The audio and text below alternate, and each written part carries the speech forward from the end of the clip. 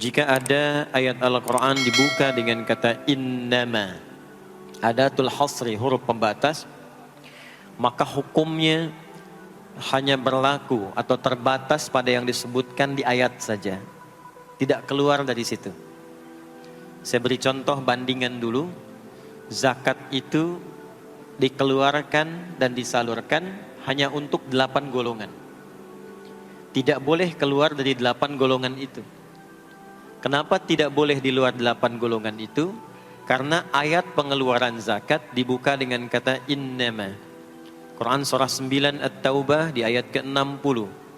Innamas sadaqatu. Zakat itu hanya boleh dikeluarkan untuk golongan berikut. Jadi di luar golongan itu tidak menerima zakat. Nanti ada skema lain seperti infak, sedekah umum dan sebagainya. Ayat pemakmur masjid dibuka dengan kata innama, memberikan kesan bahwa tidak setiap orang memiliki satu kecenderungan, satu nikmat, satu keinginan untuk berkontribusi memakmurkan masjid. Di dalam bidang apapun, program atau tahapan apapun. Ada yang bertugas mengelola, ada yang bertugas untuk membangun, ada yang bertugas mensupport kegiatan, ada yang bertugas untuk bisa berkontribusi di aspek-aspek lainnya. Nah, semua itu kata Allah adalah kalangan terbatas. Jadi kalau Allah sudah berikan satu spesialisasi tersendiri dan dinilai oleh Allah sebagai golongan yang spesial, maka manfaatkan status itu sebelum nanti bertukar atau selesai tugasnya dan kembali kepada Allah insyaallah dalam kemuliaan. Man amana billahi wal yaumil akhir. Man amana billahi wal yaumil akhir. Orang-orang yang diberi kesempatan memakmurkan masjid itu, kata Allah, harus menyatukan dulu visinya sebelum membuat program. Jadi sebelum membuat program di masjid, satukan dulu visinya. Visinya untuk mendapatkan ridha Allah. Proyeknya akhirat, untuk membawa bekal pulang saat akan dihisab. Jika semua kepentingannya lillah, semua karena Allah, maka apa yang kemudian Allah tunjukkan, orang-orang itu akan jadi istimewa di hadapan Allah, lalu mulai membuat program dari kenikmatan salat yang khusyuk, wa aqamas salat, pengelolaan harta yang bisa bermaslahat atau kepentingan-kepentingan agama dan sosial, wa ataz zakah, walam yakhsha illallah, dan semua fokusnya karena Allah, fa'asa ulaika ayyakunu minal muhtadin, maka orang-orang yang beraktivitas demikian insyaallah akan digolongkan pada golongan orang-orang mendapatkan kemuliaan dan petunjuk dari Allah Subhanahu wa taala. Semoga kita semua termasuk dari bagian ayat yang disebutkan tadi. Bapak Ibu sekalian, tadi banyak disampaikan tentang kemuliaan dan kegiatan waktu subuh. Sampai ada program pejuang subuh. Mudah-mudahan nanti selanjutnya ada pejuang zuhur. Setelah itu pejuang asar. Setelah itu pejuang maghrib. Lalu disempurnakan dengan pejuang isya. Ada apa di waktu subuh? Apa perbandingannya dengan waktu-waktu yang lainnya? Mengapa sebagian nama yang disematkan di dalam ibadah di waktu-waktu itu justru tidak sama dengan nama waktunya, tapi disebutkan dengan nama-nama yang berbeda? Zuhur kenapa dengan zuhur tidak nahar? Asar kenapa disebut asar tidak masa?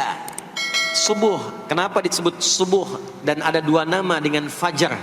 Ya, kenapa namanya dua? Itu yang coba kita hadirkan di pertemuan kajian kali ini.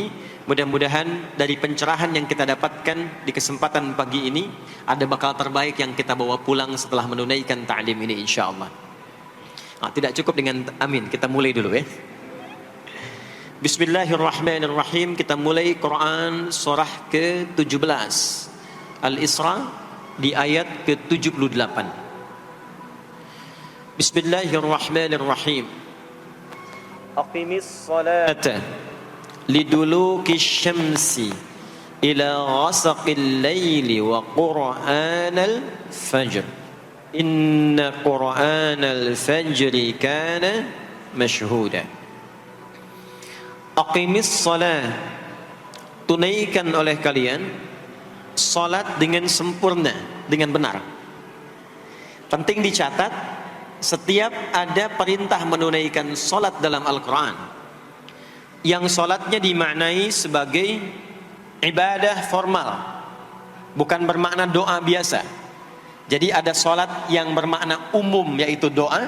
Jadi doa itu disebut dengan solat. Karena itu dalam fiqih, as-salatu hiya doa. Solat itu secara bahasa disebut dengan doa.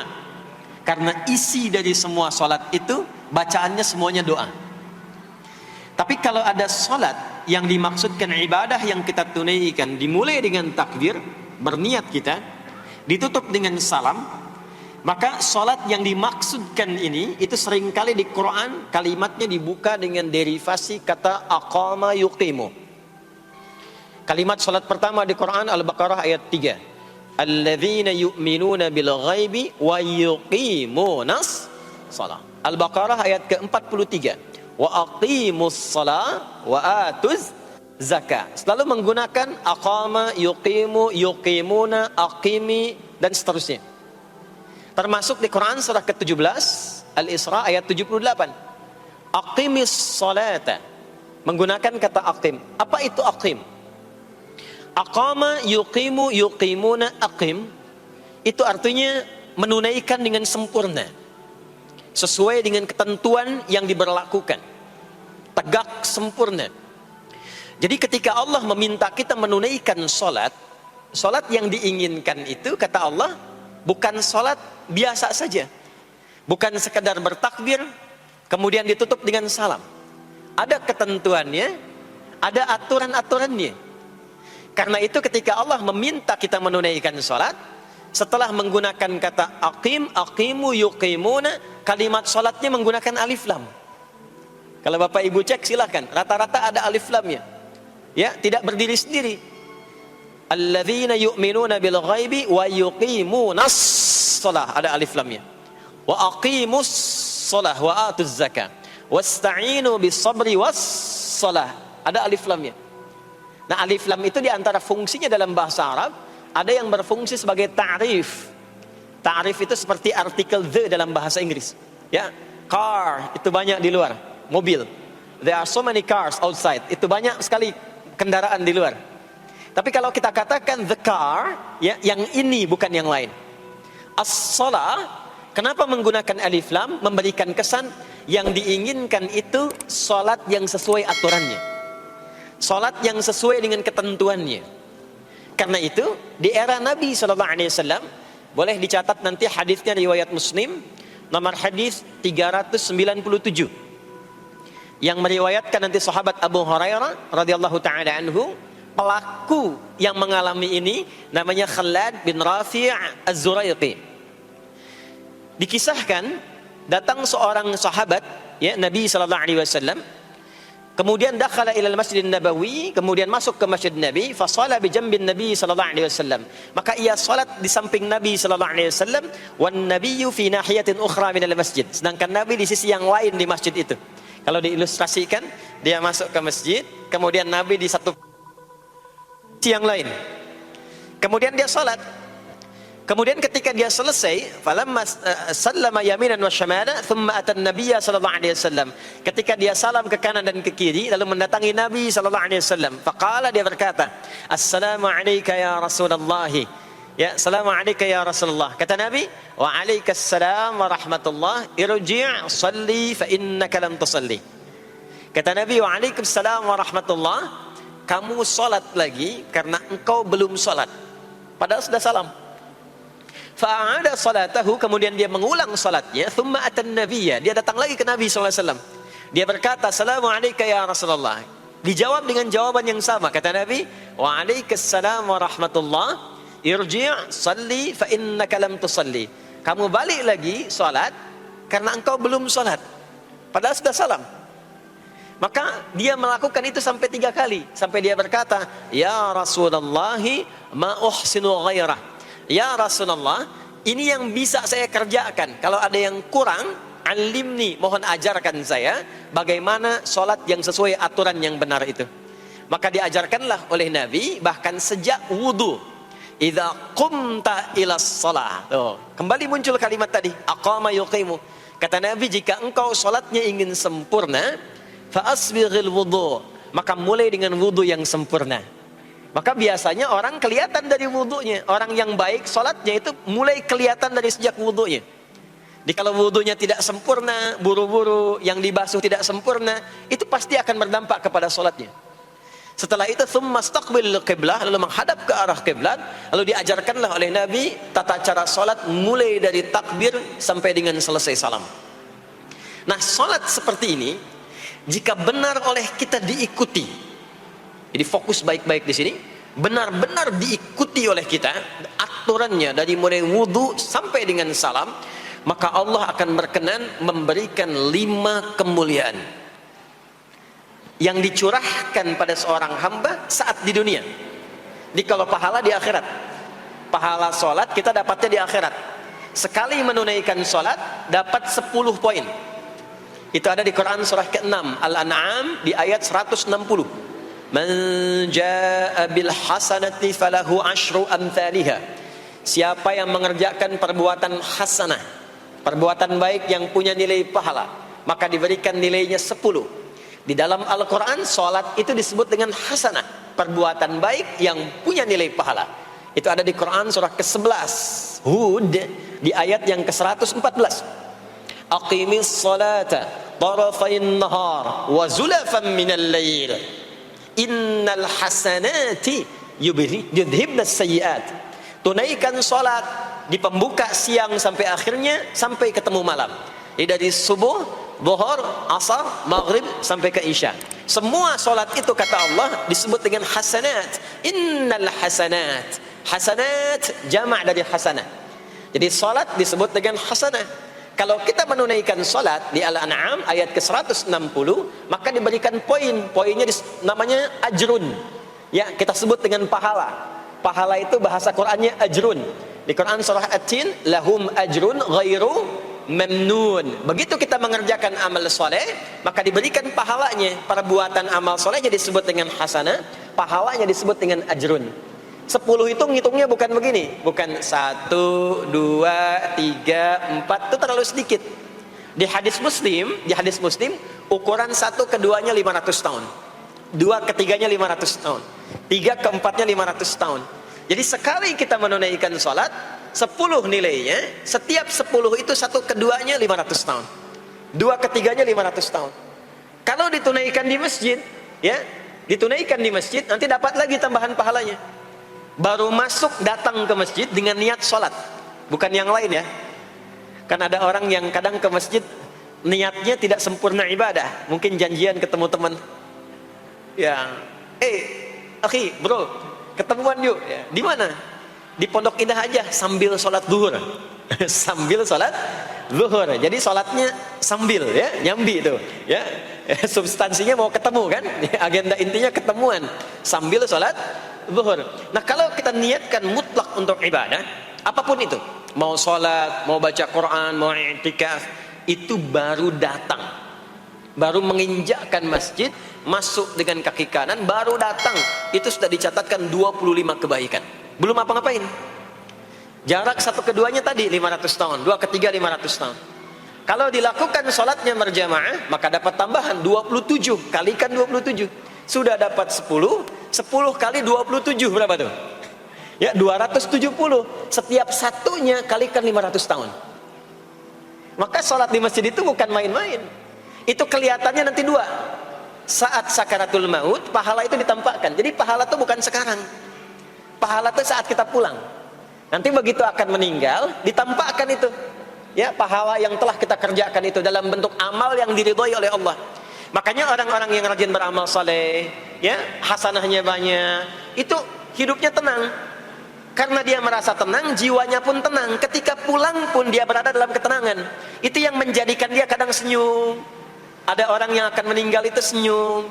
Ya, sedang baca Quran, ada yang sedang duduk, ada yang sedang ngaji, ada yang sedang sholat. Saking tenangnya, panggilannya pun tenang. Quran surah 89 ayat ke-27 sampai ayat 30. Ya ayyatuhan nafsul mutmainnah, hei jiwa-jiwa yang tenang, irji'i ila rabbiki radiyatan mardiyah, cepat pulang, aku sudah ridha dengan amalmu, engkau pun akan ridha dengan pemberianku. Fadkhuli fi ibadi, masuk golongan hambaku. Ibad itu jamak dari kata abdun. Abdun itu adalah nama bagi hamba yang senantiasa memperbanyak ibadah. Ketika dia ibadah punya hasanat, maka dikonfirmasi saat pulangnya, ditampakkan hasanatnya, ditampakkan hasil pahalanya. Itu yang menjadikan, pernah dengar Sayyidah Asyah, Siti Asyah? Siapa beliau? Istrinya Fir'aun kan? Ya, kan ada kisah viral dalam Al-Quran.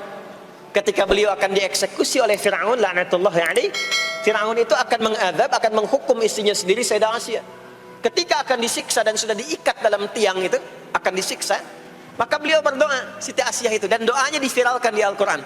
Rabbi bennili indaka baitan fil jannah wa najjini min fir'auna wa amali. Ya Allah, aku telah berislam, mempertahankan akidahku saat ini sampai dengan sekarang. Maka mohon ya Allah, berikan kepadaku anugerah di surga nanti, bangunkan satu istana di surga, dan selamatkan aku dari buruknya siksa Firaun, sehingga menjadi tanda bagi orang-orang yang akan beriman bahwa beriman itu menyenangkan. Maka apa yang terjadi? Saat sakaratul maut itu ditampakkanlah oleh Allah istana di surganya, maka dia tersenyum. Dalam senyum itu Firaun kan gak ada imannya, jadi gak ada koneksinya. Maka mulai menghardik, kata Firaun, ini perempuan mau dieksekusi kok malah senyum. Dia nggak tahu kalau dalam keadaan itu surganya sedang ditampakkan, istananya ditampakkan. Maka meninggallah beliau dalam keadaan sedang menatap istana surganya, ya, dan berhasil wafat dalam husnul khatimah. Dan Fir'aun tidak mencelakai, tidak menghukum, tidak menyiksa beliau itu kecuali dalam keadaan sudah wafat, ya, ini tak terasa lagi. Itulah orang-orang yang saleh, orang-orang yang punya banyak hasanah, ditampakkan sakaratul mautnya, lalu dihisab nanti baru dikonfirmasi. Maka sekarang diberitakan sebagai ilmal yaqin, saat sakaratul maut diperlihatkan sebagai ainal yaqin, saat masuk nanti ke surga dirasakan sebagai haqqul yaqin. Maka ada ilmal yaqin, ainal yaqin, haqqul yaqin. Itulah yang menjadikan kita sering berdoa supaya semua kegiatan dunia yang menjadi hasanah, dan di akhirat dikonfirmasi lagi hasanahnya. Ada di Al-Baqarah surah kedua di ayat ke-201. Wa minhum may yaqulu rabbana atina fid dunya hasanah wa fil akhirati hasanah wa qina adzabannar. Nah, perbuatan hasanah yang pertama itu salat. Jadi ketika kita salat ada pahala. Pahala itu urusan akhirat. Nanti ketika meninggal dapat. Itu bekal pulang. Kita gambarkan nih supaya enggak bingung ya. Yuk, kita ilustrasikan sejenak ya. Bismillah. Bapak Ibu kelihatan ini ya? Ibu kelihatan Bu ini? Alhamdulillah, alhamdulillah. Ini pejuang subuh belum ditulis sudah kelihatan ya. Alam itu kan yang kita tinggali, kita rasakan, dan nanti yang kita yakini ada 3 kan. Ini sering saya sampaikan belakangan ini di beberapa kesempatan. 1, sekarang ada yang disebut dengan ardun, al-ard, yang kita terjemahkan dengan bumi tempat kita tinggal sekarang. Ya, sekarang kita ada di mana? Di Masjid Pondok Indah ya. Bagian dari bumi. Ini di bumi. Sifatnya disebut dengan dunia. Jadi dunia itu asalnya bukan nama alamnya, tapi lebih kepada sifatnya. Ya, dunia dari kata dana yadnu dunuwan wa dunyaan, artinya sesuatu yang cepat, sesuatu yang fana, sesuatu yang rusak, yang hilang. Jadi semua sifat kehidupan kita di tempat ini itu berlangsung cepat. Ya, kayaknya baru kemarin ketemu, sekarang sudah ketemu lagi. Kayaknya baru kemarin kenalan teman SD, sekarang sudah saling punya cucu. Ya, dan semua sifatnya rusak. Ini gelas kalau didiamkan, besok-besok kotor, rusak. Baju kalau didiamkan nggak diapa-apain, rusak. Ya, kendaraan kalau didiamkan semewah-mewahnya nggak diapa-apain, rusak. Itulah dunia. Kenapa diperkenalkan viral dunianya dibandingkan dengan bumi dan ardonnya? Untuk memberikan kesan yang kuat kepada jiwa kita. Hei, jangan sampai terjebak dengan kehidupan dunia yang sementara yang ditinggalkan. Jangan memperebutkan sesuatu yang rusak. Jangan berselisih pada sesuatu yang hilang. Ya, kan sekarang banyak orang aneh ya, memperebutkan sesuatu yang pada akhirnya yang diperebutkan itu rusak sendiri. Ya, memperebutkan sesuatu, berselisih pada sesuatu yang akan ditinggalkan, kan sama-sama meninggal. Untuk apa memperselisihkan sesuatu yang akan ditinggalkan? Kok bisa berantem, berselisih? saling mencela pada sesuatu yang sama-sama akan ditinggalkan. Itulah kenapa sering dipopulerkan dengan nama dunia. Dunia, ingat ya, kita tinggal di dunia ini. Maksudnya apa? Hei, hidupmu sementara. Hei, terkadang kita lupa bahwa itu akan berlangsung dengan cepat. Saat nanti meninggalkan tempat itu, ada tempat lain yang akan kita kunjungi. Setelah dunia apa? Oh? Belum ke akhirat. Ada waiting room dulu. Nah, sini ada waiting room. Tempat nunggu sementara sebelum nanti ke alam yang ketiga. Namanya disebut dengan kubur. Afala ya'lamu idza bu'thira ma fil kubur. Surah apa itu? Surah Al-Adiyat, surah ke-100 di ayat yang ke-9. Namanya kubur. Sifatnya disebut dengan barzakh. Ya, alamnya barzakh. Bainahuma barzakhul la yabghiyan. Barzakh itu pemisah. Bukan alam yang sesungguhnya berkehidupan, bukan. Sementara aja pemisah dari alam yang lain. Jadi sekat yang tak nampak sekatnya, tapi memisahkan dua yang berbeda, itu disebut barzakh. Bapak Ibu, kalau kita pernah lihat di lautan, atau orang diving, menyelam ke laut, atau kita lihat misalnya suka ada program di YouTube ya, tentang lautan itu, kan air yang tembus ke laut itu, dari mana-mana kan, dari sungai menyatu. Pernah lihat? Ada bagian lautan tertentu yang nggak nyambung tuh arusnya antara kanan dengan kirinya. Ikan yang di sini nggak bisa tembus ke sini. Begitu ke sini balik lagi, sini balik lagi. Nah itu barzakh namanya. Barzakh pemisahnya. Nggak kelihatan, tapi memisahkan dua bagian yang tidak menyatu.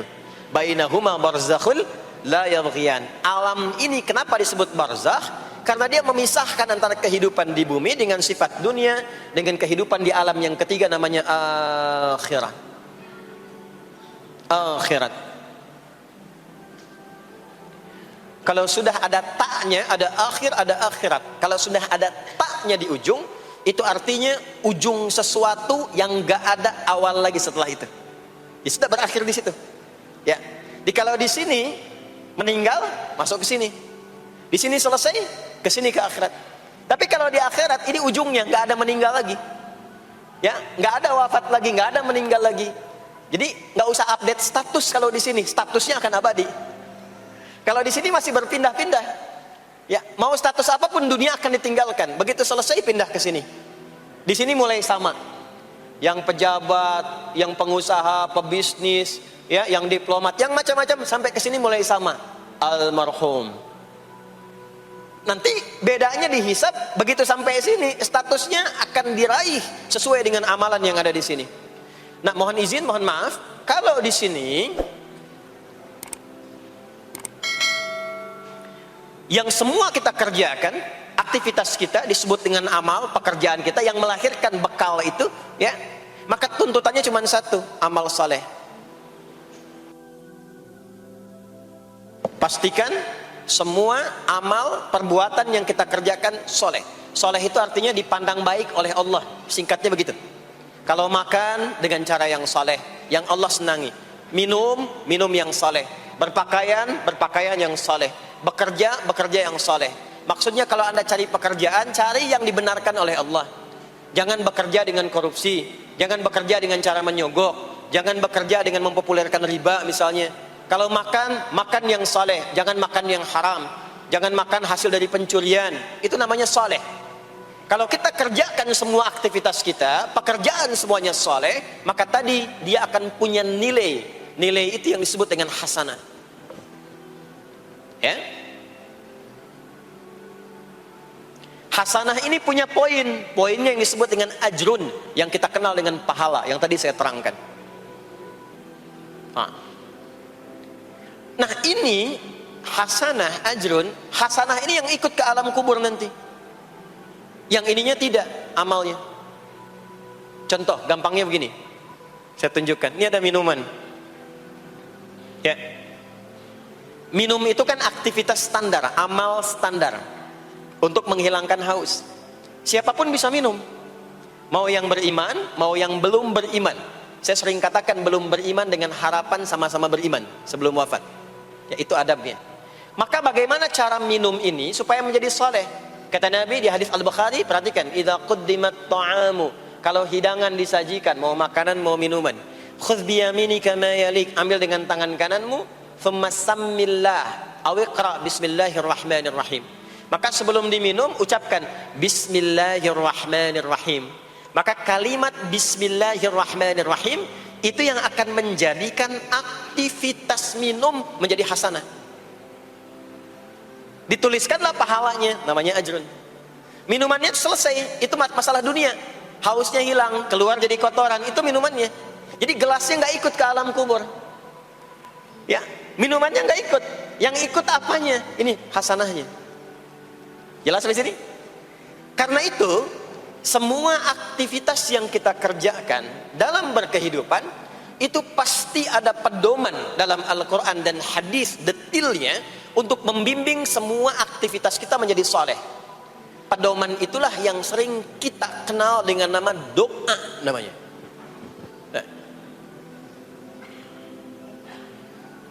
Silahkan Bapak Ibu cek, tidak ada satupun di dalam Islam aktivitas yang dikerjakan kecuali bersanding dengan doa di dalamnya.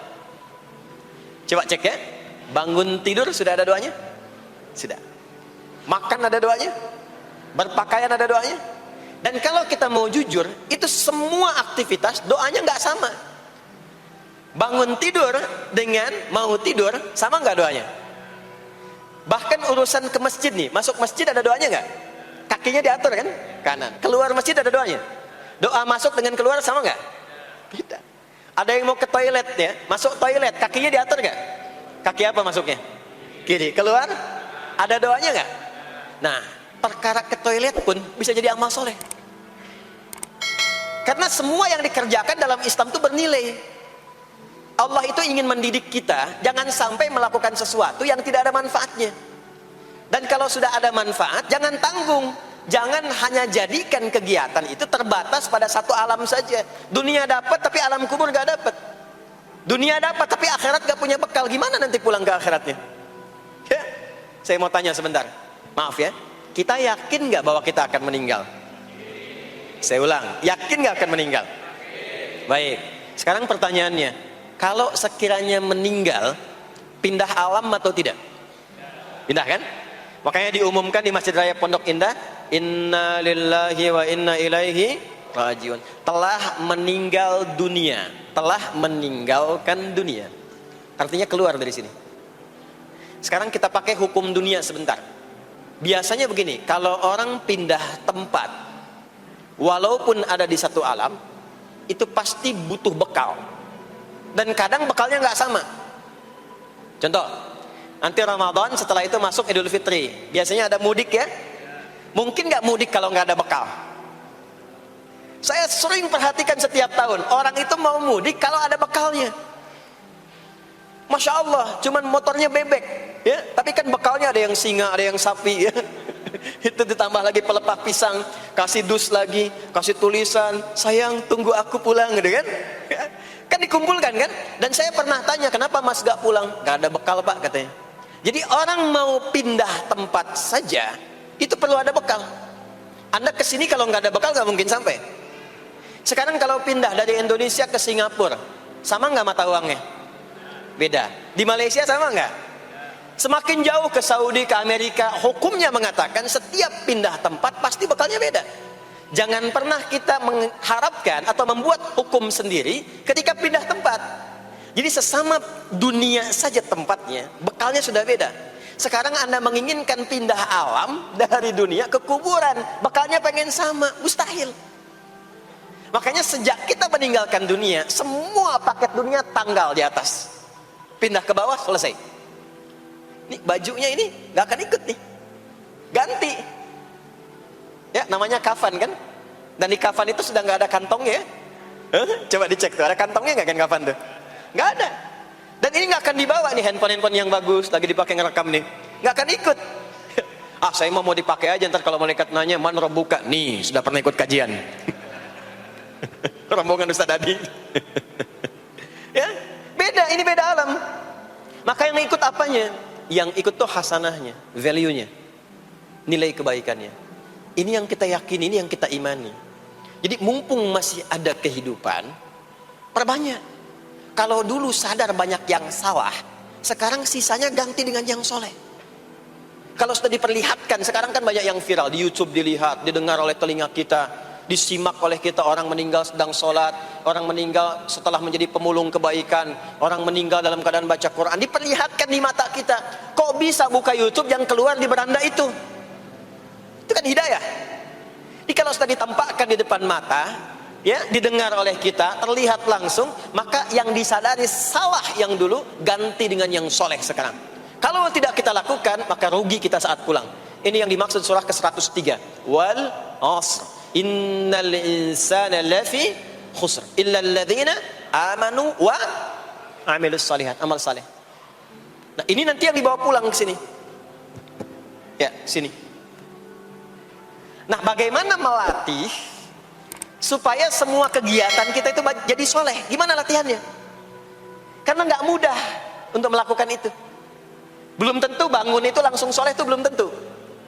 Belum tentu kita makan itu mendapatkan sumber yang benar, dengan cara yang benar. Bagaimana melatihnya? Maka Allah berikan kepada kita waktu-waktu khusus untuk berlatih diri tersambung dengan Allah, yang dengan ketersambungan itu akan menjaga kita di semua keadaan, baik berdiri, jalan, duduk, kerja di kantor, tidur, rebahan. Sekarang banyak kaum rebahaners, ya, tiduran, itu dipastikan kalau tersambung dengan Allah, terkoreksi, semuanya soleh. Karena kalau ingat, ya, saya duduk ingat Allah, kalau ingat di pekerjaan ingat Allah, mustahil kita bisa menuliskan sesuatu yang Allah tidak sukai. Tambahin nolnya, ya, bikin paraf, tanda tangan pada proyek yang tidak benar, mustahil. Karena ketika sedang tanda tangan ingat Allah, ya. Nah, dalam bahasa Arab, sesuatu yang tersambung dengan kuat sehingga selalu menempel dan sulit terpisahkan, itu bahasa Arabnya disebut dengan silah. Dari wasala yasilu silah. Ibadah yang melatih kita untuk terus tersambung sehingga ingat pada Allah di setiap keadaan, yang dengan ingat itu menjadikan otomatis amal perbuatan kita ingin dipastikan diridhai dan disukai oleh Allah, sehingga berubah menjadi soleh. Ibadah yang melatih kita untuk mendapatkan itu disebut dengan solat namanya. Solat. Makanya solat disebut solat bukan hanya mengandung unsur doa, tapi latihan yang Allah berikan kepada kita untuk mengoneksikan diri kita sehingga dalam semua kegiatan kita ingat Allah. Itu yang dimaksud di Quran surah keempat An-Nisa di ayat ke-103. Ya. فَإِذَا قَضَيْتُمُ الصَّلَاةَ, maka jika anda telah tuntas mengerjakan salat, fadhkurullah. Ciri orang yang berhasil salatnya adalah dia mampu mengoneksikan dirinya dengan Allah. Makanya kalau sudah selesai salat, kita sudah ingat Allah. Nah, kalau belum ingat Allah, diminta coba ingat lagi. Selesai salat, jangan buru-buru meninggalkan tempat kita salat. Ingat dulu, sambungkan dulu, sehingga saat keluar dari tempat kita salat sudah ingat Allah. Bahasa Arabnya mengingat Allah itu disebut dengan zikir, zikrullah. Karena itu sholat disebut dengan zikir. Buka Quran surah ke-20 Toha ayat ke-14. Saya nggak akan keluar dari Quran hadis sehingga nggak bisa didebat. Nggak bisa didebat. Anda nggak bisa debat karena ini bukan pikiran, karena ini Quran dan hadis. Quran surah ke-20 Toha ayat ke-14. Innani anallahu la ilaha illa ana fa'budni wa aqimis salata lidzikri. Salat disebut dengan zikir. Zikir itu artinya ingat. Makanya tadi saya katakan di awal, salat itu melatih kita supaya ingat Allah. Karena itu ketika kita salam, assalamualaikum warahmatullahi wabarakatuh, assalamualaikum warahmatullahi wabarakatuh, belum ingat kita kepada Allah, maka diminta zikir pasca salat. Setelah salat ada zikir kan? Dan zikir pertamanya apa? Hadis Muslim, astaghfirullah, astaghfirullah, astaghfirullah. Itu yang paling singkat. Kalau mau agak panjang, astaghfirullahaladzim, alladzi la ilaha illa huwal hayyul qayyum wa atubu ilaihi. Kenapa istighfar? Karena kita memohon ampun kepada Allah kalau dalam sholat tadi belum nyambung sama Allah. Karena ada orang yang saat sholat bukan ingat Allah, dia masih ingat dunia.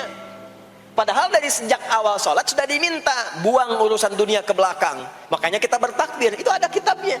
Asrarus shalah, nadharat fi ma'anis shalah.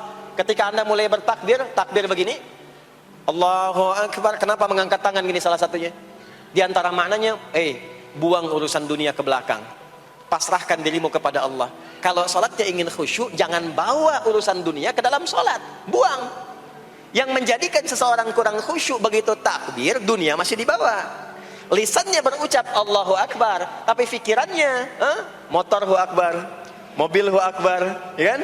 Status tuh belum diupdate Hu Akbar, ya, miss call belum dibalas Hu Akbar. Itu bermasalah. Sehingga mudah dikerjai setan. Ada setan namanya khanzab di Sunan Abu Daud. Saat seseorang mulai bertakbir, kata Nabi, fayaqulu syaitanu, di situ setan mulai beraksi. Sebelum takbir kita dibikin fokus. Anda silahkan praktekkan. Kalau mau sholat rasanya fokus. Tapi mulai bertakbir Allahu Akbar, setan mulai beraksi, kata Nabi. Udhkur kata, udhkur kata. Ingat ini, ingat itu. Hatta la yash'ural musalli kamra'atan yusalli. Sampai ada orang sholat yang tidak sadar berapa rakaat sedang menunaikan sholatnya. Subuh berapa rakaat tadi? 2 diucapkan, tapi ketika dipraktekkan ada yang 3. Ada yang 1. Ya, ada yang begitu. Ada, tapi di hati saya gitu ya. Nah ini, makanya setelah kita sholat, salam, assalamualaikum, assalamualaikum, itu kita mencoba menyempurnakan dengan apa? Istighfar dulu. Kalau tadi ada yang belum tersambung. Setelah itu apa? Kita sambungkan Allahumma antas salam, subhanallah, alhamdulillah, Allahu Akbar. Makanya dilatih 33 kali. Sekali belum nyambung, 2 kali. 2 kali belum nyambung, 3 kali. 3 kali belum ingat, 4 kali. Masa iya sih sampai 33 kali belum ingat juga? Bapak nama siapa? Joni. Siapa Pak? Joni. Siapa Pak? Joni. Siapa Pak? Apa nggak dengar saya Joni? Itu baru 3 kali. Ini kita 33 kali menyebutkan subhanallah. Masa nggak nyambung juga? Alhamdulillah 33 kali. Masa nggak syukur juga? Dilatih. Kalau sudah terkoneksi, inilah dia. Fadhkurullaha qiyama. Bangun dari sholat, bangkit. Selesai sholat, mau kerja, mau kemanapun, ingat Allah. Jadi nggak ada istilahnya keluar masjid tertukar sendal. Itu nggak ada. Ada di sini yang tertukar sendal? Banyak. Insya Allah tidak ya. Kalau ingat Allah tuh nggak mungkin tertukar. Jadi begitu Anda akan menggunakan yang punya orang lain, sadar tuh. Astagfirullah, Allah mengawasi. Bukan punya saya walaupun mirip. Ya, walaupun mirip. Ya, pakai yang punya kita, itu akan diarahkan. Tapi kalau nggak ingat ada yang mengawasi, nggak ingat ada yang lihat, nggak ingat akan dihisab. Mana ya tadi? Oh, ini dia, Masya Allah, lupa saya. Pakai Masya Allah lah gitu. Dia pakai yang paling bagus tuh. Pulang dia, padahal dia ke masjid tuh nggak pakai sendal. Pekerjaan juga begitu, nggak akan sembarangan ngambil yang bukan haknya, kerjakan proyek yang tidak benar. Demi Allah, kalau di Indonesia ini mestinya benar semua sholatnya, makmur. Wah, para polisi itu tenang tugasnya gitu. Ya, tentara juga nyaman. Di pekerjaan tuh nggak usah ada CCTV, ya, nggak usah ada e-tilang, nggak usah ada kamera di jalan, ya kan? Ini karena kenapa? Latihannya nggak maksimal. Ini pentingnya sholat itu. Jadi semua menjadi amal soleh. Semua jadi amal soleh. Begitu ingat Allah, maka berdiri ingat Allah, jalan ingat Allah, duduk ingat Allah, berbaring pun ingat Allah. Kalau sudah ingat Allah, pasti disebut nama Allah. Ini yang dimaksud hadis Nabi. Qala Rasulullah sallallahu alaihi wasallam, kullu amrin dhi balin la yubda'u fihi bi bismillahirrahmanirrahim fahuwa abtar. Setiap perbuatan yang baik yang dibenarkan oleh hati setiap hamba, lalu diikutkan bismillahirrahmanirrahim. Enggak mungkin orang nyebut bismillahirrahmanirrahim kalau enggak ingat Allah. Minum, bismillahirrahmanirrahim. Makan, bismillahirrahmanirrahim. Bekerja, bismillahirrahmanirrahim. Itu ketika dikerjakan langsung jadi hasanah. 10 poin. Ada pahalanya. Dan jangan dianggap ringan ya. Ini kalimat ringan tapi menentukan saat pulang, saat meninggal nanti. Nah, kalau nggak disebutkan bismillahirrahmanirrahim atau tidak bacakan doa yang menyertainya, maka jadi dunia saja, solehnya hilang, tinggal amalnya. Dibalasnya di dunia, akhiratnya nggak ada. Itu yang dimaksud Quran surah ke-25 Al-Furqan ayat 23. Wa qadimna ila ma 'amilu min 'amalin faja'alnahu haba'an manthura. Kalau ada orang berbuat baik di dunia tapi tidak disertakan niat akhirat, kami balas dunianya. Anda kerja belasan tahun, puluhan tahun untuk dunia aja, dapat gaji, dapat benefit, dapat penghargaan. Ada yang juara, ada yang dapat bintang, champion, ya, ada yang promosi jabatan. Tapi niatnya untuk dunia. Allah adil, kata Allah, kerja keras dia untuk dunia, saya balas dengan balasan dunia. Tapi kalau diniatkan akhirat, dunia dapat, akhiratnya pun dapat. Kan kerjanya sama, etosnya sama, di tempat yang sama. Kita niatkan akhirat, gak ada ruginya. Begitu meninggal, dapat. Beruntungnya dan bersyukurnya kita sebagai muslim, kita itu lengkap informasinya. Urusan kubur, ada informasinya. Akhirat, ada informasinya. Silahkan komparasikan dengan informasi dan sumber manapun. Ditemukan nggak yang informasi detil seputar kubur, seputar hisab, seputar kiamat, seputar surga, seputar neraka? Cuma di Islam.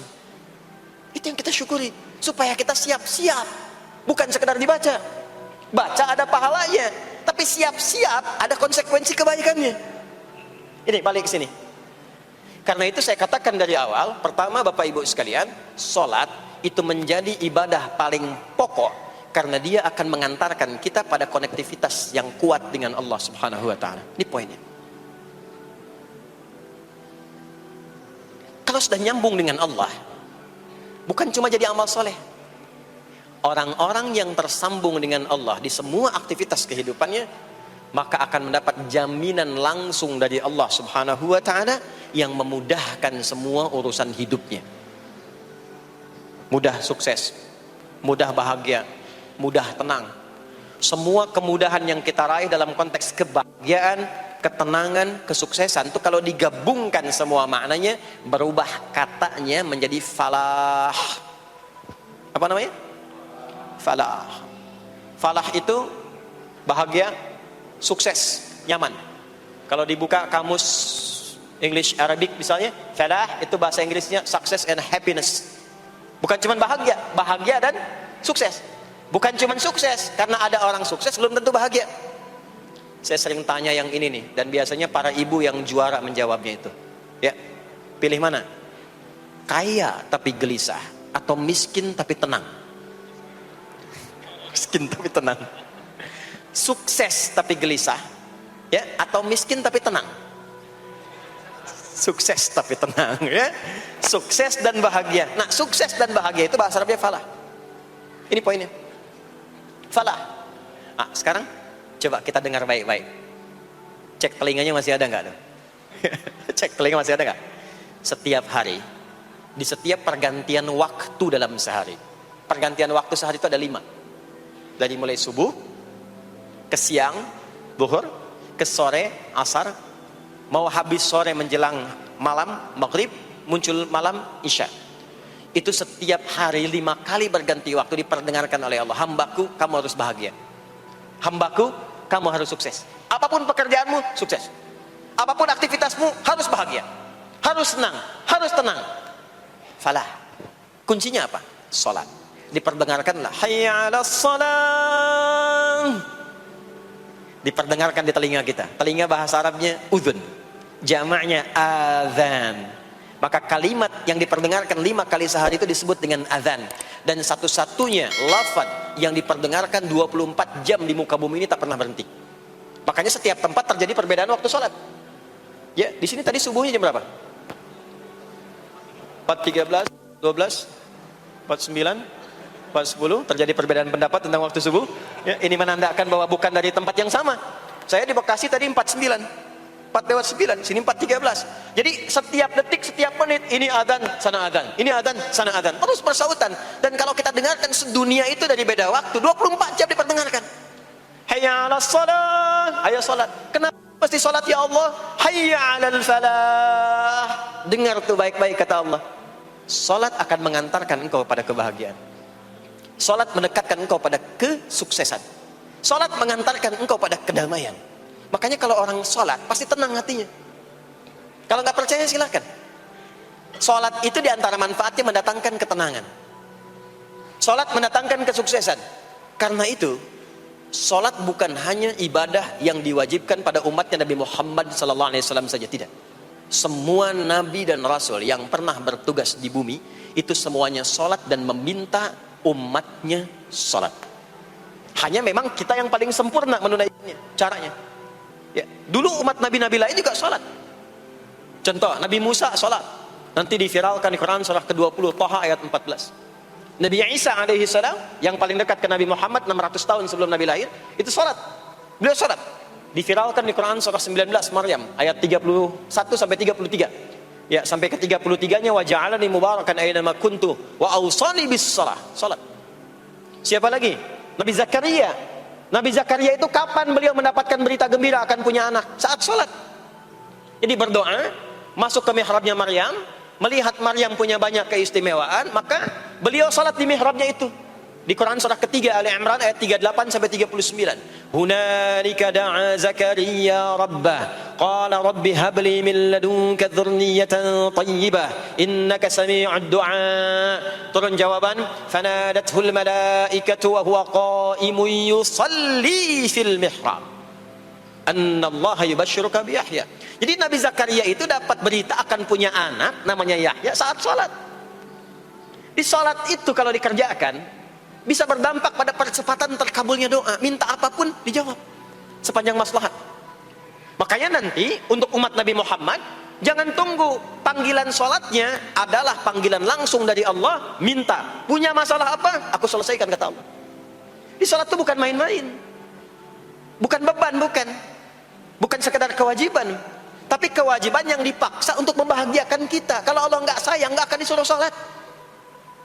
Pak, Bu, itu panggilan sholat. Perhatikan panggilan pertamanya, Al-Baqarah ayat 45. Wasta'inu bis sabri wassalah. Kata Allah, hei hambaku, kalau engkau punya masalah, sabar dulu, terima. Karena aku titipkan masalah itu kepadamu untuk meningkatkan kualitas hidupmu, bukan ingin membebanimu. Dan tidak mungkin aku uji engkau dengan masalah itu kecuali engkau mampu mengatasinya. La yukallifullahu nafsan illa wus'aha. Nah sekarang bawa itu lewat sholat, minta solusi kepada Allah. Terima dulu dengan sabar. Setelah itu belajar untuk meningkatkan kualitas hidup. Dan bawa lewat sholat, minta solusi. Jadi ternyata saat kita menunaikan sholat, itu diperintahkan oleh Allah. Minta, punya masalah apa? Makanya kita katakan, begitu Allah perintahkan, wasta'inu bis sabri wassalah. Hei, kalau punya masalah, terima dengan sabar. Minta tolong, minta solusi kepada Allah lewat sholat. Maka ketika kita minta, kita robah kalimatnya dari wasta'inu, kata perintah, menjadi bentuk permohonan, fi'il mudhari. Iyyaka na'budu wa iyyaka itu ketika Anda mengucapkan iyyaka na'budu wa iyyaka nasta'in, fikihnya begini, ucapkan di lisan, hadirkan dalam hati dan pikiran kita masalah apa yang sedang kita rasakan. Minta kepada Allah solusinya. Minta. Jadi bukan sekedar diucapkan. Karena hadis qudsinya berbunyi begini, hadis qudsinya. An Abi Hurairah radhiyallahu ta'ala anhu qala Rasulullah sallallahu alaihi wasallam qala Allah azza wa jalla, Allah berfirman. Saya langsung saja ke bagian kalimat iyyaka na'budunya. Idza qala al-'abdu, kalau seorang hamba berkata dalam salatnya, iyyaka na'budu wa iyyaka nasta'in, ya Allah, sekarang hamba salat kepadamu, ibadah hanya kepadamu, seperti yang kau perintahkan. Maka hamba memohon kepadamu, ya Allah, seperti yang kau janjikan. Wa iyyaka nasta'in. Lalu hadirkan dalam benak kita, ya Allah, engkau maha tahu sebelum hamba ungkapkan. Hamba punya persoalan ini. Mohon kepadamu, ya Allah, hilangkan semua masalah itu. Berikan hamba solusi yang terbaik. Berikan hamba keberkahan darimu. Itu sekilas hadir dalam jiwa kita. Maka apa yang terjadi? Qala Allah azza wa jalla, dijawab kalimatnya itu, hadza baini wa baina 'abdi wa li 'abdi ma sa'al. Ini perjanjian antara aku dengan hambaku. Kalau hambaku benar sholatnya sampai kalimat ini, apapun yang dia mintakan sekarang, aku akan kabulkan. Sepanjang itu ada maslahat untuk dirinya. Dicontohkan itu oleh Nabi Zakaria. Beliau itu minta saat berdiri, Pak, bukan saat sujud. Dimulai dari berdiri. Nanti akumulasinya saat sujud. Itu berdiri aja, kalau benar mintanya dikabulkan. Tidak menunggu selesai sholat. Dan ada fikihnya, nggak sembarangan, ada fikihnya nanti. Ada fikihnya, ya, ada tuntunannya. Poinnya adalah sholat itu solusi. Makanya jangankan Nabi yang tadi saya sebutkan, Nabi Ismail itu saking pentingnya sholat, wasiat beliau yang diviralkan di Al-Quran untuk semua keluarganya sholat. Ada di Quran surah 19 Maryam ayat 55. Wa kana ya'muru ahlahu bis salah. Kata Allah, dan tercatat Ismail itu pernah berwasiat meminta semua keluarganya, hei, sholat. Jadi kalau kita mau urut sampai ke atas, semua sholat. Muhammad sallallahu alaihi wasallam bin Abdullah bin Abdul Muttalib bin Hashim bin Abdul Manaf bin Qusay bin Murrah bin Kilab bin Ka'ab bin Ghalib bin Fihr bin Malik bin Nadar bin Kinana bin Khuzaimah bin Mudrikah bin Ilyas bin Nizar bin Mudar bin Ma'ad bin Adnan bin Adi bin Adri bin Muqawwam bin Nahur bin Tarikh bin Ya'rub bin Yasjub bin Nabit bin Ismail alaihi salam bin Ibrahim alaihi salam bin Azar atau bin Nahur bin Abir bin Kinan bin Arfakhshad bin Sam bin Nuh alaihi salam bin Mikhlail Matusyalah bin Kinan bin Anwas bin Thith bin Adam alaihi salam. Semua salat. Coba ulangi itu. Semua salat. Para nabi salat, para rasul salat. Anda bukan nabi, bukan rasul, nggak mau sholat dan pengen mudah hidupnya, pengen masuk surga Firdaus lagi, Anda sehat. Jadi ini pentingnya sholat itu bukan cuma kewajiban, tapi diwajibkan, dipaksa dengan wajib itu supaya bahagia, supaya falah. Makanya kalau ada panggilan azan, cara memahaminya ini falah. Oh, ini solusi saya di sini nih, kebahagiaan saya ada di sini, kesuksesan saya ada di sini. Ya, makanya ketika dipanggil oleh muadzin hayya 'alas shalah, labbaik, siap saya. Di sini. Ini poinnya. Nah, saya sambungkan kembali, ya. Ketika seseorang dilatih lewat salat dan sudah mulai tersambung dengan Allah Subhanahu wa taala, maksudnya ingat Allah, tertatalah semua aktivitasnya. Maka berubahlah lewat salat ini, lewat latihan ini, semua kegiatannya berubah, didorong menjadi amal soleh. Karena itu, setiap orang yang sholatnya benar, yang pertama dianugerahkan oleh Allah kepada orang sholat itu bukan dunia, tapi perubahan perilakunya menjadi lebih baik. Jadi bukan kaya dulu, ya. Abdurrahman bin Auf tuh hijrah masuk Islam, dilatih sholat, malah hartanya hilang semua dirampas. Tapi setelah itu jadi apa? Jadi orang paling kaya, ya. Abu Bakar As-Siddiq, Utsman bin Affan, Umar bin Khattab, pertama kali masuk Islam kan latihannya sholat. Apakah langsung kaya? Jadi pemimpin? Jadi diplomat? Amr bin As bisa ekspedisi dari Afrika Utara sampai ke Syam? Tidak. Yang diberikan apa? Perubahan perilaku dulu. Dihilangkan sifat-sifat buruknya, dijaga dengan kemuliaan. Jadi dua sumber yang menjadikan manusia itu buruk dalam nafsunya, itu ada dua. Di nafsu itu nanti punya dorongan untuk mengarahkan kepada yang buruk, namanya fujur. Lawannya nanti takwa.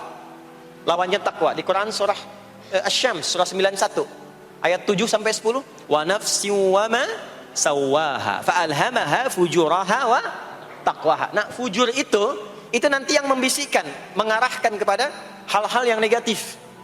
Itu yang ditunggangi oleh setan. Setan memberikan was-was itu ke nafsu, ke fujurnya. Alladzi yuwaswisu fi sudur.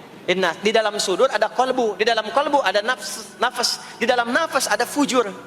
Fujur itu yang digoda. Maka keluarlah kemudian dua hal. Yang pertama ada yang disebut dengan fahsya. Fahsya itu dorongan dari syahwat untuk berbuat yang menyimpang. Pornografi, porno aksi, LGBT, kata-kata jorok itu fahsya. Nanti temannya adalah mungkar. Mungkar itu keburukan yang diingkari, ditolak oleh hati, sumbernya nafsu perut dan akal. Mencuri itu mungkar, merampok itu mungkar, korupsi, membunuh, menipu itu mungkar. Jadi sumber keburukan itu cuma dua. Kalau bukan fahsya itu mungkar. Orang yang sholatnya benar, maka parameternya itu, ukuran pertama kali dia dapatkan adalah ditutupnya oleh Allah, dijaganya oleh Allah keadaan nafsunya, sehingga dia tidak dikontrol oleh perbuatan fahsya dan mungkarnya. Maka aktiflah sinyal takwanya. Takwa itu lawan nafsu. Makanya nanti kaitan takwa dengan nafsu sama-sama disebutkan. Nafsu 115 kali, takwa yang terkait fungsi nafsu 115 kali. Takwa digembosi, ya, awas, diwaswasi oleh setan, setan disebutkan 88 kali. Takwa disupport oleh malaikat. Malaikat di Quran disebutkan 88 kali. Ini bukan ilmu tak-atik, hitung sendiri aja kalau mau. Itu menarik tuh. Karena sama, kalau Anda mendengar suara adzan kan ada bisikan kan? Cepat, sudah adzan, siap-siap. Itu malaikat tuh. Tapi begitu selesai adzan, la ilaha illallah, tenang, baru adzan, belum qomat. Itu setan. Terus dua-duanya tuh, ya, memberikan bisikan, yang satu mensupport dan seterusnya. Yang paling menarik adalah kalau sholat kita benar, maka sinyal takwa aktif. Makanya amalan takwa pertama itu sholat. Setelah beriman, amalan takwa pertama sholat. Al-Baqarah ayat 2 dan 3. Dzalikal kitabu la raiba fi hudal lil Muttaqin. Siapa muttaqin, orang takwa di situ? Ayat 3-nya, alladzina yu'minuna bil ghaibi wa yuqimunas shalah. Jadi kalau salatnya aktif, takwanya aktif, sinyalnya aktif, sinyal itu yang akan menutup fahsya dan mungkar. Maka turunlah Quran surah ke-29 ayat ke-45. Utslu ma uhiya ilaika minal kitabi wa aqimis shalah. Kita hafal tengahnya, innas salata tanha 'anil fahsya'i wal munkar. Maka kalau orang sholat tidak akan berbuat fahsya, tidak ada lagi yang melambai laki-laki. Allah, nggak ada. Laki-laki yang laki-laki, perempuan-perempuan. Nggak ada lagi tontonan-tontonan pornografi. Yang jorok-jorok, yang kotor-kotor. Nggak ada lagi kata-kata kotor di lisan itu. Karena lisannya dilatih untuk mengucapkan yang baik-baik. Allah, sami'allahu liman hamidah, subhanallah, alhamdulillah, Allahu akbar. Makanya pasca sholat itu berubah.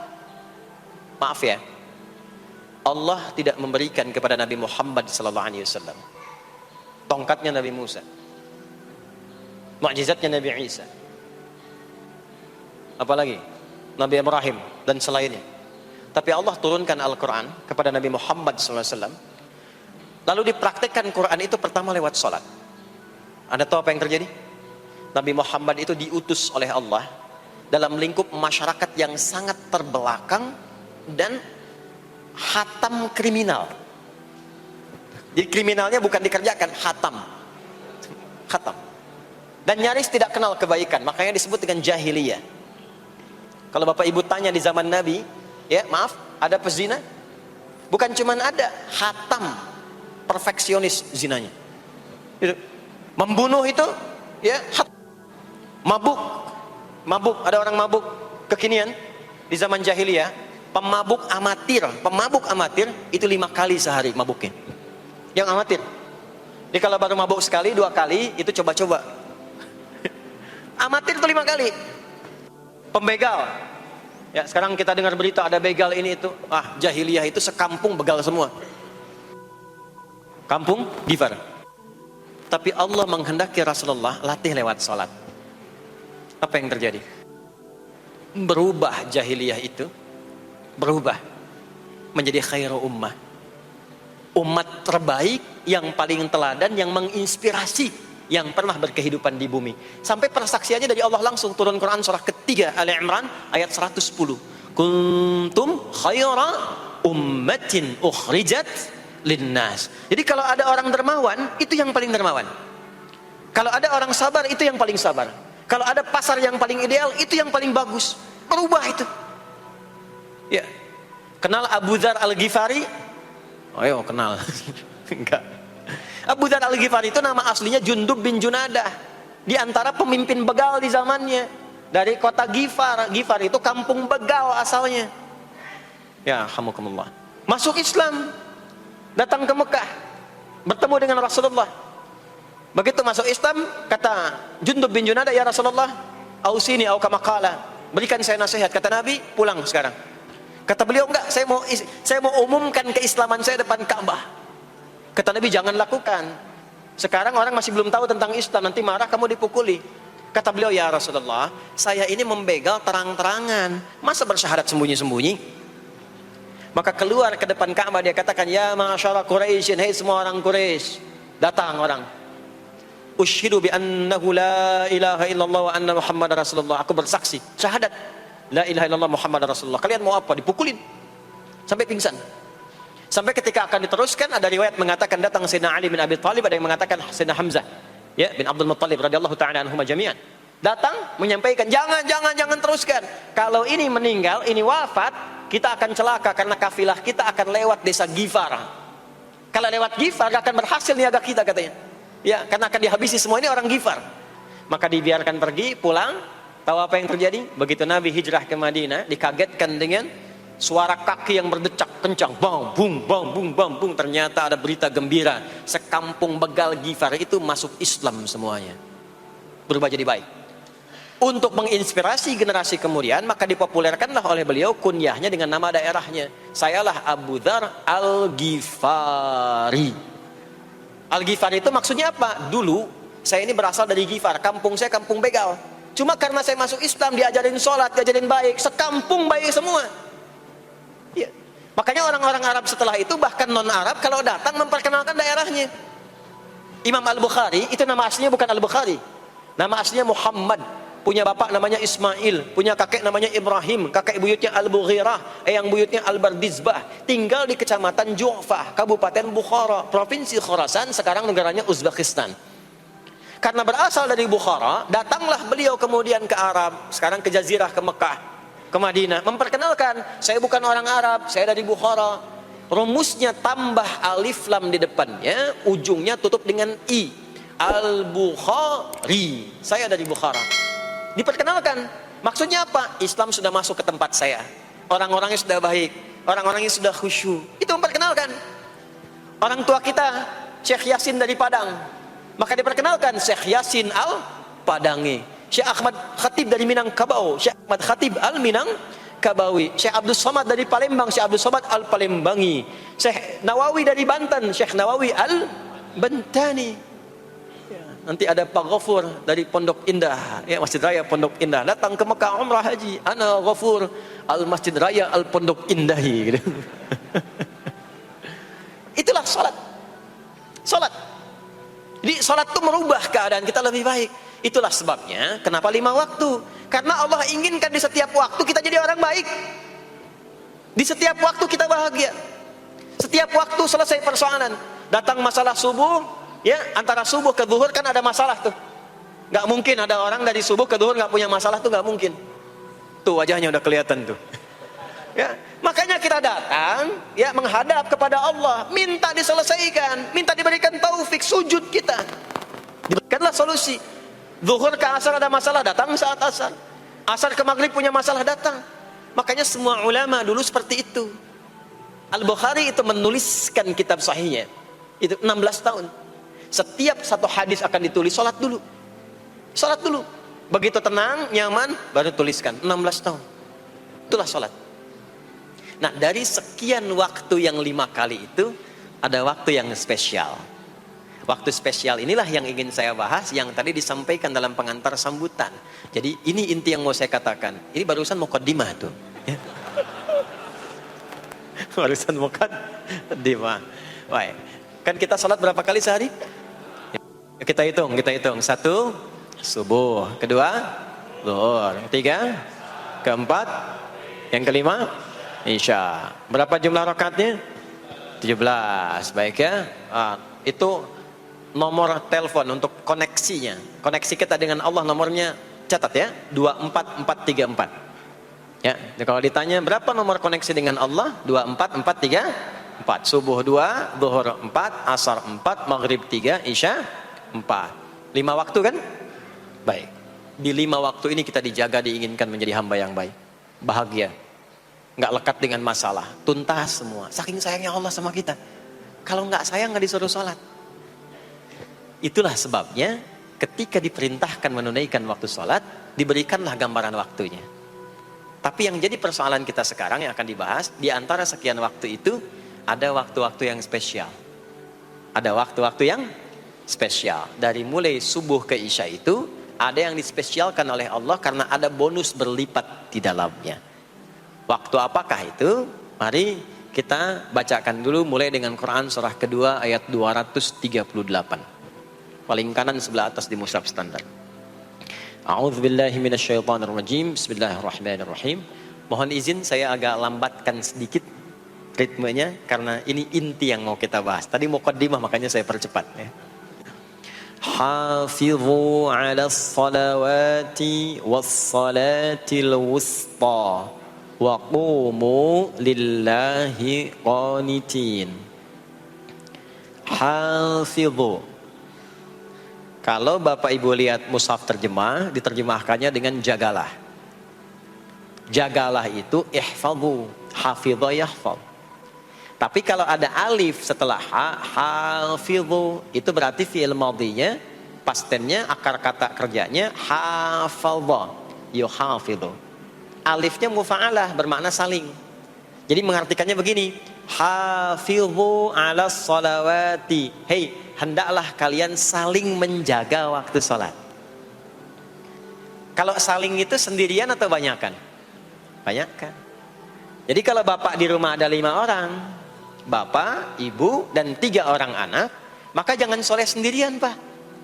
Ingatkan anaknya, ingatkan istrinya. Istri bangun duluan, ingatkan suaminya. Makanya waktu sholat itu, maaf, jangan cuma disandarkan pada azan yang kita dengar di masjid, harus hafal. Bahkan nanti gini, di Quran surah keempat ayat 103 itu, di ujung ayatnya, itu ada penanda ciri standar orang beriman. Maaf, kita tanya dulu nih, kita beriman tidak hari ini?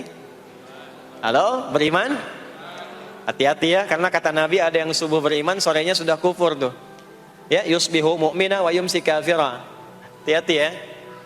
Yuk, apa ciri orang beriman tuh? Iman itu konfirmasinya bisa didapatkan satu melalui suara adzan. Adzan itu sama dengan penanda waktu sholat. Tahu dari mana iman itu bisa dicek dengan suara adzan? Quran surah ke-8 Al-Anfal di ayat yang kedua. Innamal mu'minuna alladzina idza dzukirallahu wajilat qulubuhum. Sungguh insan beriman itu ciri standarnya bisa dilihat. Kalau disebutkan nama Allah, ada konfirmasi iman dalam hatinya. Jadi iman itu letaknya di kolbu. Nanti konfirmasinya lewat suara adzan, dipanggil, disebutkan nama Allah. Makanya disebutkan nama Allah 5 kali dalam sehari untuk mengecek iman ada nggak dari subuh sampai isya. Ya, Allahu Akbar, Allahu Akbar. Ada getaran di hati kita, sudah adzan. Nah, itulah iman. Itulah iman.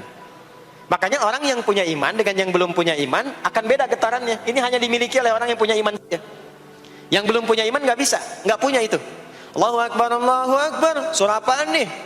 Toanya kencang banget, ya. Tapi kalau orang beriman, Allahu Akbar, Allahu Akbar, ya Allah sudah adzan. Itu konfirmasi itu.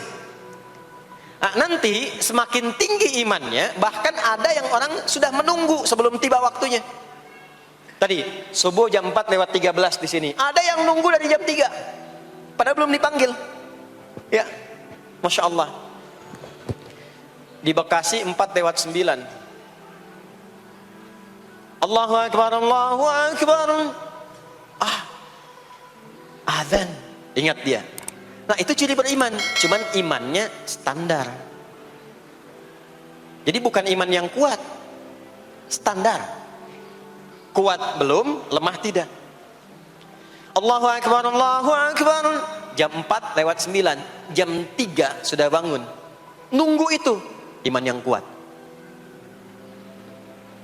Masya Allah. Ada yang baru subuh dan nunggu isya. Tunggu. Kuat. Ada yang sudah qomat, sudah la ilaha illallah, belum kepanggil, dipanggil 4:09, dia baru bangun jam 9:04.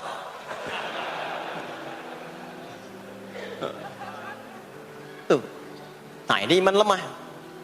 Di bawah. Ciri standar, karena dipanggil ingat, maka ciri standar orang beriman itu tahu waktu sholat. Harus tahu, Pak, Bu. Itu standarnya.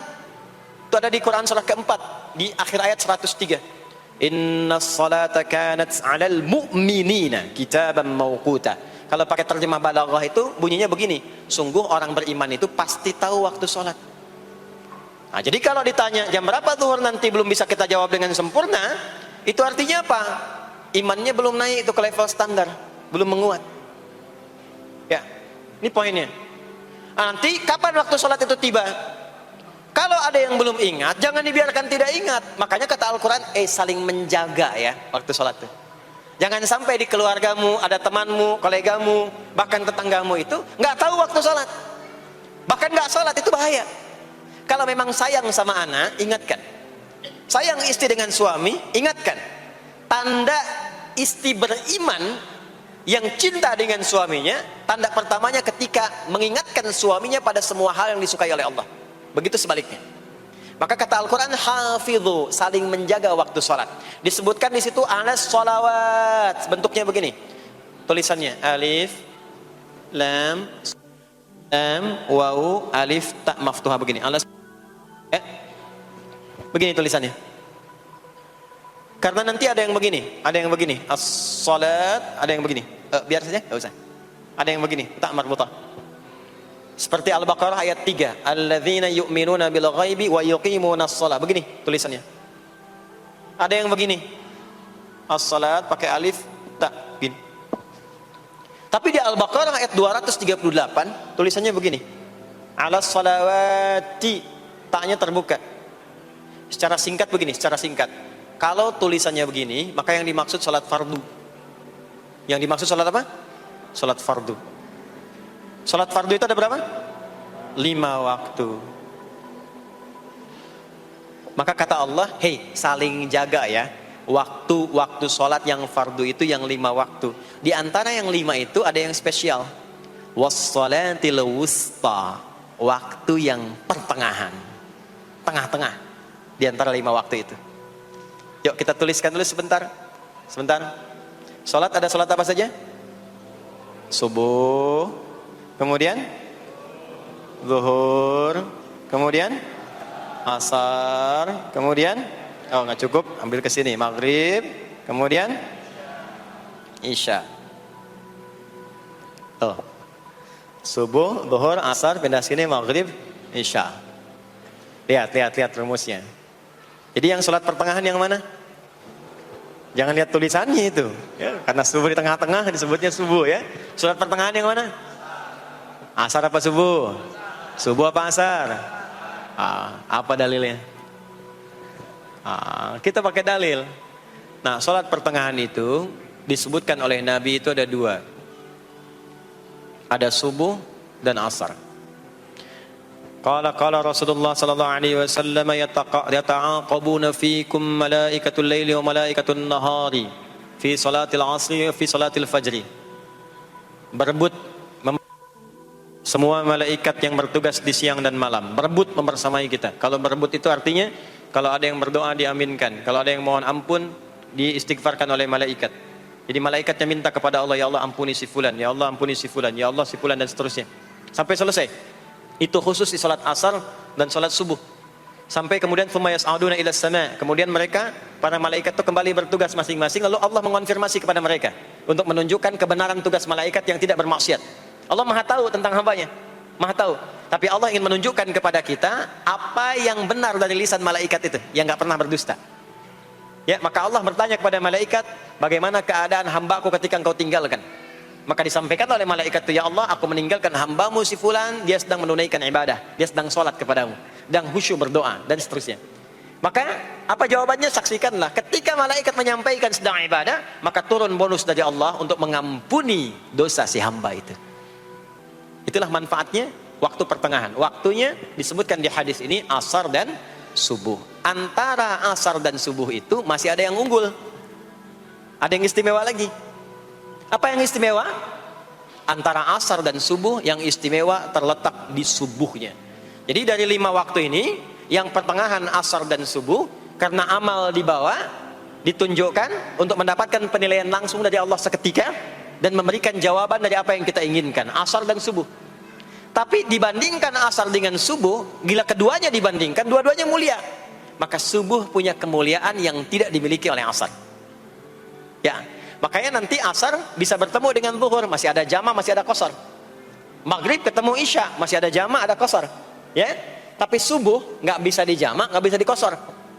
Ya, makanya subuh letaknya jauh, ke isya jauh, ke zuhur jauh. Ya, saya mau jamaah, ya jama antara isya dengan subuh biar nanti bangunnya sekalian gitu, nggak bisa. Ya, maghrib masih bisa di jama dengan isya, isya di qasar, dari 4 jadi 2. Maghrib gak bisa dikosor, karena 3 gak mungkin jadi 1,5. Ya, zuhur udah 2, masa mau dikurangin lagi? Subuh udah 2, gak mungkin dikurangi lagi. Maka dari itu subuh menyendiri-sendiri. Nah, ada apa kemuliaan di subuh itu? Maka turunlah Quran surah ke-17 ayat 78 yang tadi saya bacakan di awal.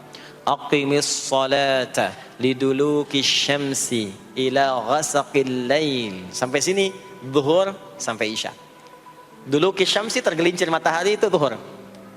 Sampai ghasaqil lail tiba malam itu isya.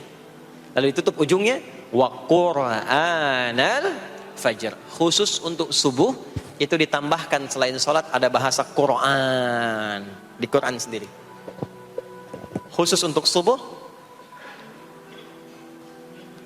Redaksinya ditambahkan dengan Quran. Apa itu Quran? Halo? Apa itu Quran? Kalau tidak tahu cepat katakan wallahu a'lam. Apa itu Quran? Wallahu a'lam. Ada Quran, ada Al-Quran. Ada Quran, ada Al-Quran. Kalau yang disebut Al-Quran itu mutlak firman Allah. Dari mulai Al-Fatihah sampai An-Nas. Ini yang terdapat di dalam mushaf ini, di 2 jilid ini. Ya, itu Al-Quran. Kalau disebutkan Quran tanpa alif lam, maka yang dimaksudkan bacaan secara umum. Apakah itu Al-Quran, doa, istighfar, semua bacaan itu Quran. Kemuliaan sholat subuh itu dimulai sejak waktu fajar, matahari mulai keluar sinarnya untuk membelah gelapnya malam, itu sinarnya disebut dengan fajar. Nanti subuhnya saya terangkan di akhir.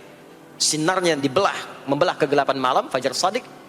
Maka pada saat itu bukan hanya sholatnya yang punya keistimewaan seperti sholat asar tadi, tapi semua bacaannya langsung dijawab seketika oleh Allah Subhanahu wa taala. Dipersaksikan oleh seluruh malaikat dan dijawab langsung oleh Allah Subhanahu wa taala. Jadi kalau Anda berdoa, maaf, doanya lebih cepat terkabul kalau dipanjatkan dengan cara yang benar dan khusyuk. Kalau Anda istighfar, langsung dijawab. Kalau kita baca Quran, pahala langsung dituliskan berlipat. Itulah kemuliaan waktu fajar. Jadi Allah sendiri yang menyampaikan, bukan cuma sholat yang penting, semua bacaannya itu langsung didengar, langsung direspon, langsung dipersaksikan. Karena itu ada anjuran bahkan dari Al-Quran, dan ini dikerjakan oleh semua sahabat, saking pentingnya sholat subuh itu, waktu fajar itu, bahkan mereka bangun dan menunggu sebelum tiba fajar. Maka disitulah muncul kemudian tahajud.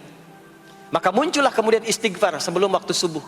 Ya, ada amalan. Ini saya mau kasih rahasia ya. Tapi tolong jaga, ini antara kita saja di sini. Ya, rahasia.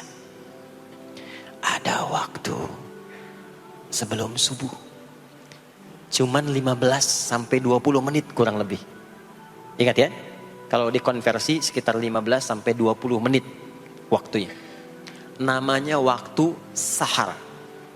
Sahar, jamaknya ashar. Jamak itu karena setiap hari oleh Allah dikasih itu. Sahar, jamaknya ashar. Rahasianya di mana? Bapak Ibu, ini waktu yang paling cepat untuk terkabulnya doa. Anda mau minta apa saja, hadisnya qudsi. Ibadi, kata Allah, hambaku, siapapun yang bermohon sekarang aku kabulkan, yang minta aku berikan. Wa man istaghfara li ghafartu lah. Siapa yang minta ampunan, istighfar, aku ampuni dia sekarang juga. Baik. Bapak Ibu begini, saya tanya nih, kalau ditawarkan minta apa saja diberi, ya, terus minta ampun juga diampuni, pilih mana? Minta apa saja diberi, mau minta apa saja, atau mau minta ampunan istighfar, pilih mana? Jujur aja, kalau ada proyek nilainya 100 miliar, ya, ada utang 1 miliar belum ditutup, terus belum minta apa saja diberikan, pilih mana? Minta 100 miliar, potensi dikabulkan, atau minta diampuni dosa, pilih mana? Pilih salah satu, nggak usah dua-duanya. Oh, ada tawaran dikasih 100 miliar atau diampuni dosa, pilih mana? Ampuni dosa. Pelan banget ya. Kata ibu kalau bisa dua-duanya gitu. Coba, kalau ada rumus begini, Anda disuruh memilih apakah dunia dan seisinya atau memilih ampunan Allah, maka pilih ampunan Allah. Karena nanti ada rahasia yang kedua. Banyak rahasia ini. Ada rahasia istighfar. Istighfar itu kalau sudah menyatu dengan jiwa kita, sudah terbiasa maksudnya. Biasa istighfar, dan jadi karakter, jadi kebiasaan. Bukan hanya pasca sholat, di mobil istighfar, di kantor masuk istighfar, sudah kebawa, udah refleks itu. Faidah keutamaan untuk orang yang rajin istighfar itu ada 2. Satu, diampuni dosanya oleh Allah, yang cirinya nanti akan dijaga dari maksiat. Ya, bukan maksum, karena maksum itu untuk para nabi. Untuk para nabi dan rasul. Manusia nggak ada yang maksum selain nabi dan rasul. Maksudnya apa? Diberikan petunjuk oleh Allah untuk menjaga diri. Sehingga ketika dosanya diampuni, dia nggak berbuat dosa itu lagi. Mata biasa melihat yang tidak baik. Tobat, diampuni dosa mata itu, cirinya adalah mata nggak senang lihat yang nggak baik lagi. Itu dosa mata diampuni, ciri tobat diterima. Maka istighfar itu menggugurkan dosa-dosa dan menjaga kita dari perbuatan salah. Yang kedua, orang yang sudah terbiasa beristighfar, itu doa cepat dikabulkan bahkan sebelum ia memintanya dan memohonkannya. Sebelum melafazkannya, itu bisa terjadi Allah sudah mengabulkannya. Itulah kemuliaan istighfar. Nah, orang-orang yang istighfar menunggu waktu datangnya fajar, itu mendapatkan kemuliaan langsung dari Allah, sampai dikatakan di Al-Quran, disebutkan sebagai orang-orang yang akan menghuni taman surga yang sekarang sedang beraktivitas di dunia. Itu ada di Quran surah ke-51 ayat 15 sampai 18. Yang istighfarnya di ayat 18. Ya, jaminan surganya ayat 15, 16, 17-nya tentang tahajud. Innal muttaqina fi jannatin wa 'uyun akhidhina ma atahum rabbuhum innahum kanu qabla dhalika muhsinin. 17-nya kanu qalilan minal laili ma yahja'un, bahkan nunggu waktu sahar, nunggu subuh, tahajud dulu. Kemudian 18-nya wabil ashari hum yastaghfirun. Istighfar. Sampailah tiba dia waktu fajar subuh. Ya. Itu selesai dia istighfar, dapat kesempatan subuh, sholat dulu 2 rakaat. Itu saking tingginya waktu itu, nilainya kata Nabi melebihi dunia dan seisinya. Melebihi dunia dan seisinya. Masya Allah. Makanya muncul kemudian sabda Nabi, raka'atul fajri khairum minad dunya wa ma fiha. 2 rakaat subuh ini daripada dunia dan seisinya. Itu asalnya di sini. Nah, jadi memang subuh itu masih diperjuangkan. Dan subuh itu generatornya, kalau subuh sudah bisa konsisten, yang lainnya ikut. Subuh itu kalau sudah konsisten, subuh ke masjid, jamaah, subuh jamaah, bangun tahajud, istiqamah, istighfar. Itu kalau subuhnya sudah bagus, yang lainnya ikut. Ya. Makanya ada kaum yang sekarang sangat khawatir jumlah orang Islam kalau sholat subuh itu seperti sholat Jumat. Sangat takut itu. Ya, ada ini viral kisahnya, viral. Saya nggak ceritakan pun Anda bisa dengar. Ya, jadi ada golongan orang Yahudi yang selalu mengamati jamaah sholat subuh umat Islam. Dan dia melihat, ya, ketika mulai ramai, dia mulai katakan, kenapa Anda selalu mengamati itu? Ya, sebab kami lihat kalau jumlah jamaah subuhnya sudah seperti sholat Jumat, itulah kemakmuran, kebangkitan, dan kebaikan umat Islam akan tumbuh kembali. Jadi akan berpengaruh kepada yang lainnya. Itulah mudah-mudahan kegiatan perjuangan subuh, ya, ada pejuang subuh baik di Masjid Raya Pondok Indah, di masjid-masjid yang lainnya, memberikan keberkahan kepada kita, dan puncaknya adalah perubahan pada perilaku. Jadi kalau cuma berjuang datang subuh tapi tidak merubah perilaku, ada yang salah dengan itu semua. Ada yang tidak tepat, ada yang belum sempurna. Itu yang bisa kita sampaikan sebagai kajian pembuka kita di kesempatan kali ini. Mudah-mudahan ada manfaat yang bisa kita dapatkan. Kesimpulannya adalah salat adalah inti amalan kita yang bisa merubah alur kehidupan kita dunia dan akhirat. Salat kunci kebahagiaan, salat kunci kesuksesan, salat kunci datangnya rahmat Allah Subhanahu wa taala. 2, Allah meminta kita menunaikan salat 5 kali dalam sehari untuk memudahkan semua urusan kita di setiap waktu dalam sehari itu. Dan yang ketiga, di antara sekian 5 waktu itu ada waktu-waktu yang istimewa, yaitu asar, dan yang paling istimewa adalah subuh ataupun fajar. Mudah-mudahan kita bisa konsisten menunaikan dan menjaga waktu salat itu sampai kita pulang kepada Allah dalam keadaan husnul khatimah. Sementara itu yang disampaikan. Baik, mudah-mudahan ada keberkahan dari apa yang telah disampaikan. Pasti apa yang saya sampaikan pasti ada salah. Pasti ada yang kurang tepat. Pasti ada yang keliru disampaikan. Mohon diingatkan supaya saya koreksi. Tinggalkan yang salahnya, ambil yang benar, yang baik, yang kira-kira bisa diamalkan. Jauhi hal-hal yang bisa menjauhkan kita dari Allah, dan semoga kita semua diwafatkan dalam keadaan husnul khatimah insyaallah. اللهم تقبل منا إنك أنت السميع العليم وتب علينا إنك أنت التواب الرحيم اللهم نحمدك حمدا شاكرين كما علمتنا أن نحمدك ونشكرك شكرا كما علمتنا أن نشكرك أنت المقدم أنت المؤخر بيدك الخير إنك على كل شيء قدير اللهم اجعل جمعنا هذا جمعا مرحوما وتفرقنا من بعده تفرقا معصوما Ya Allah, jadikan pengajian kami pagi di siang hari ini pengajian yang Kau berkahi, dan bila pun kami berpisah, jadikan perpisahan kami mengantarkan pada kemuliaan yang lebih baik di sisimu. Rabbana la tad'alana fi maqamina hadza dhanban illa ghafartah. Ya Allah, jika ada pendosa hadir di majlis ini, jangan biarkan ia pulang kecuali Engkau telah ampuni segala dosa-dosanya. Wala hamman illa farajtah, jika ada yang tengah merasakan kegelisahan, jangan biarkan ia pulang kecuali Engkau telah tenangkan keadaan hatinya. Wala asiran illa yassartah, jika ada yang tengah mengalami kesulitan dalam kehidupannya di rumah tangganya atau pekerjaannya, maka mohon dengan keikhlasannya angkat dan hilangkan semua kesulitannya. Rabbana atina fid dunya hasanah wa fil akhirati hasanah wa qina adzabannar. Wa sallallahu ala sayyidina Muhammad wa ala alihi wa sahbihi ajma'in. Wa akhiru da'wana subhanakallahumma wa bihamdika nashhadu an la ilaha illa anta nastaghfiruka wa natubu ilaik. Walhamdulillahi rabbil alamin. Mohon izin, mohon sekali berikan saya akses untuk mudah keluar. Saya mencintai Anda semua, barangkali tanpa harus bersalaman pun saya mendoakan Anda semuanya, karena memang ada waktu yang harus saya kejar. Terima kasih, saya mencintai Anda semua. Assalamualaikum warahmatullahi wabarakatuh.